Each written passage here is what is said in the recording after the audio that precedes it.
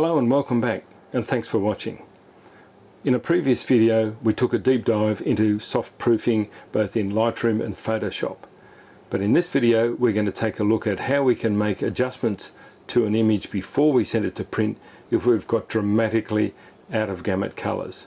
And I'll show you this in Lightroom and how to do the same thing in Photoshop. So let's jump in. So here we are in Lightroom, and here's an image that I've processed extensively of a flower, and I've enhanced the colour somewhat to make it much more vibrant.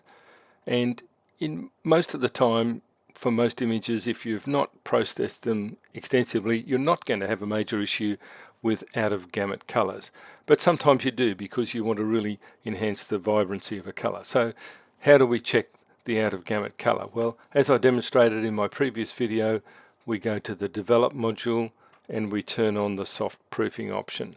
And if the soft proofing option is not showing in your bottom toolbar, you need to come across to this little triangle and select it as one of the options there. So here we are. I've turned on the soft proofing, and here's a major problem. Most of this colour is out of gamut. I've got the gamut warning turned on. Let's turn it back off, and I'm using a pretty wide gamut printing paper, the Canson Platine, and I'm using my custom profile for that, which enhances the range of colours that the printer can handle. So we've got a bit of a problem here. Let's go back and turn that gamut warning on. Pretty much none of this image is going to print as I expect it to look, and the print will come out looking fairly dull and uninteresting. So how do we overcome this problem?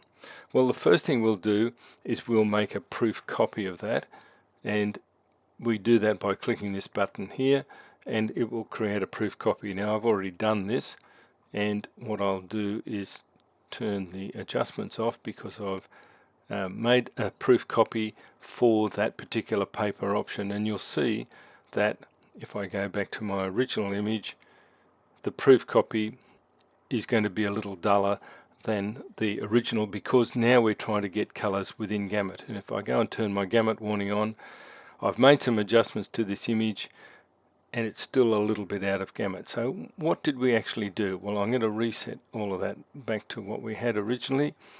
So we have the proof copy for Platine, and let's turn that gamut warning on so we can see what we're working with. Now, it doesn't really matter whether you have this on or off, but by looking at things, we can look at things like, well, let's reduce the vibrance. Well, yeah, if we reduce the vibrance a lot, the color looks terrible, but it's all going to be within gamut. So that's not really going to help us much. We can try and look at the brightness of the image. If we brighten the image even more, we get more colors out of gamut and it gets worse. We can darken the image down, and yes, we'll get colors within gamut, but then it's terrible. So we're limited in the options we can use here. So we could come down to our color mixer and look at the saturation and use our interactive tool and just see it's largely the magenta colors that are the problem. I can pull the magentas down all the way and it's increased the range of colors, but it's still not doing the job. I can pull down the purples, but again, I've got the same problem. I've taken all the color out of the image. It's not really going to give me what I want.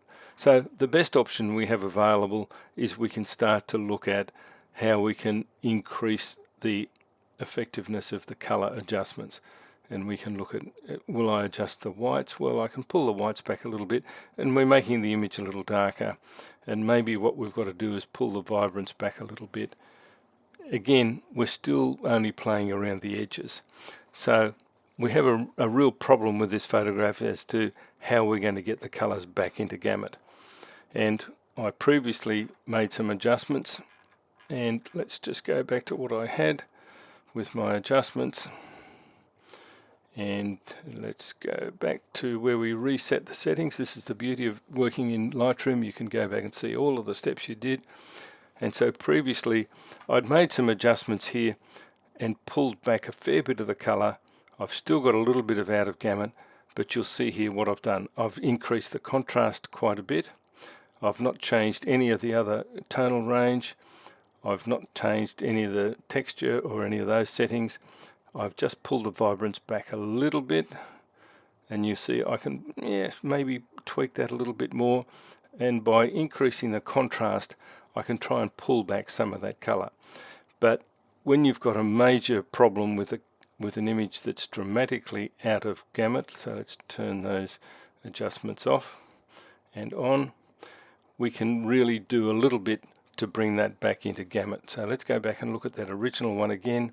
That's what we had previously, pretty much everything out of gamut, and now we've reduced that substantially. We still are going to have a bit of an issue with that, and we'll have a look over now at the color think option and have a look at that 3D modeling of the color space. So here we are in Color Think, and I have currently open at the moment the ProPhoto color space, and if you've looked at my previous video you'll see that this you're usually seeing this as a two-dimensional representation, which you see quite often, but in fact a color space is a three-dimensional representation. And if you recall the LAB color space, we have the lightness range here on the vertical axis from black to white, and we have the two color channels A and B for LAB color space. And so what I've got here is the ProPhoto color space. I'll just render that fully solid, and you'll see that in the center, zero saturation, all the color is white, and as we move away from the center the color saturation increases. So we'll bring this back to semi-transparent, because what I've done now is I've mapped the color information from that pink flower so that it can be read in this software. So obviously we're working within the ProPhoto RGB color space, and of course all of the colors fit within that color space, so that's not really telling us an awful lot. What we need to do is we need to bring in that color profile for the paper, and if I turn that one on and turn off the ProPhoto color space, you'll see that all of a sudden the color space is a lot smaller. And here we have the issue that we looked at in the soft proofing. We've got a large amount of those purpley magenta colors out of gamut and even down into the darker ranges, so that if I just if I try and lighten the image, I'm going to get more and more color out of gamut. If I darken the image, I'm still going to have some problems down there. So what can we do? Well, we made those adjustments with the soft proofing copy, and so I'll turn that one off and I'll turn the other one on. And what we've done, sorry, we've turned the wrong one off. There we go. We've now got the adjusted one where I made those adjustments in Lightroom in the soft proofing version, and you'll see now that the colors have come much closer to being in gamut. If I turn the original one back on, overlaying it, you'll see, yes, much more out of gamut, and we've moved those colors further closer to being in gamut. And of course when we go to print this color, the rendering intent is going to take these out of gamut colors and try and push them into what can be represented by the paper that we've selected. So let's now jump back into Lightroom and Photoshop and have a look again at how we can manipulate those colors. So here we are back in Lightroom, and this is the adjusted version that I made, and we now have just those smaller range of colors out of gamut. So how would we look at this in Photoshop and see the same effect? Well, what we would do is we would take this proof copy and we would open this in Photoshop. So to do that we would select Edit in Photoshop, and what we need to do here is, because we've made a copy of the file, we need to select Edit a Copy with Lightroom Adjustments, and so if we do that, it'll open it in Photoshop. Now I've already done that, so let's just disappear down into Photoshop and we'll open it up. And before we do that, let's just have a quick look here. I have that a representation of that LAB color model in case anyone's not familiar with it. And as you will recall, we were looking at that color space that sits somewhere around this middle section, and that's the color space of both ProPhoto RGB and the much smaller color space for the paper. But of course LAB is a color model, it doesn't represent anything in the real world, but these color spaces that we have for various devices are all based on this color model. So just bear that in mind, and we have our black to white channel, zero saturation in the center and stronger saturation as we go outside. So that's enough of that. Let's go back and look at our pink flower adjusted that I opened as a copy of the original, and let's go and have a look at how we would print that. So we go to do the proof setup in Photoshop. We ignore the old version of doing the view proof setup. We go straight into the print options. Now this photo hasn't been sized for printing. It doesn't really matter here. What we're really looking at is, let's just zoom it up to fit the media. We've now got our adjusted or our wider range color profile, and yes, we're seeing exactly the same out of gamut colors, and this gives us a closer representation of how the file will look when it's going to print.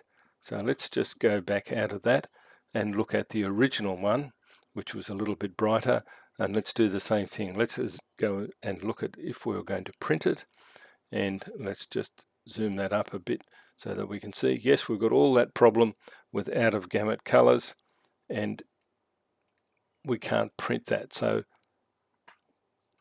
we've got exactly the same information as we have in Lightroom, but of course printing from Photoshop you do have a little bit more control over some of the parameters. So let's just look at that. How I would print this, I have an action that's available from the website that we can go down, and we're printing with photo black ink, so we can make some adjustments and we do some output sharpening with that. And let's just say, for instance, we're trying to recover some of that color that was lost. Let's just add a little bit of hue saturation to that and try and see if we can restore some of that saturation. Well, we'll run into the same problem, obviously. So let's go to File, Print, and yes, here we go. We've increased the saturation. We can't recover it. Let's go back out of that, turn that off, and just leave our adjusted image, File, Print, and we'll see just that small amount.